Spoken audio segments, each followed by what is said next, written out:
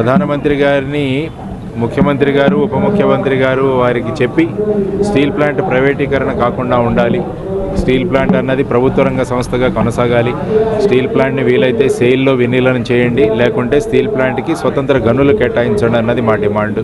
తర్వాత వచ్చేసి Vizag railway zone సందర్భంగా వాల్టేర్ డివిజన్తో కూడిన రైల్వే జోన్ కావాలి మనకు అని చెప్పేసి ఆ డిమాండ్ కూడా మేము పెట్టాం.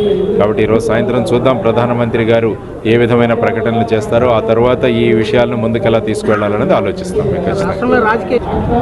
కక్ష సాధింపులు అనేది ప్రతి ఒక్కరు అటున్నప్పుడు ఇటు, ఇటున్నప్పుడు అటు జరుగుతూనే ఉన్నాయి. కానీ రూల్ ఆఫ్ లా అన్నది చట్టాలి. చట్టం ముందు అందరూ సమానులే, ఎవరు తప్పు చేసినా వాళ్ళకి శిక్ష ఉంటుందన్న భావాలు ముందుకు వెళితే అప్పుడేమవుతుందంటే రాష్ట్రం సుస్థిరంగా ఉంటుంది. ఎందుకంటే కక్షపూరితమైన చర్యలు చేయడం వల్ల మన రాష్ట్రానికి రావాల్సిన పెట్టుబడుల మీద వీటిల ప్రభావం కలుగుతుంది.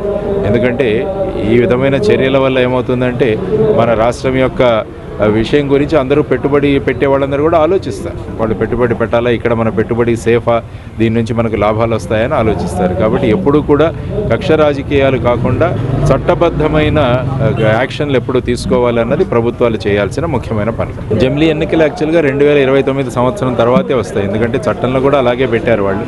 2029 సంవత్సరం తర్వాత ఒక డేట్ని డిక్లేర్ చేసి లోక్సభ ఎలక్షన్లు డిక్లేర్ డేట్, దాని తర్వాత దానికి అనుగుణంగా రాష్ట్రాల్లో అసెంబ్లీలకు ఎన్నికలు జరుగుతాయి. కాబట్టి 2029 వరకు నా దృష్టిలో ఎలాంటి జమిలీ ఎన్నికలు కూడా రావు. అవి 29 తర్వాతనే.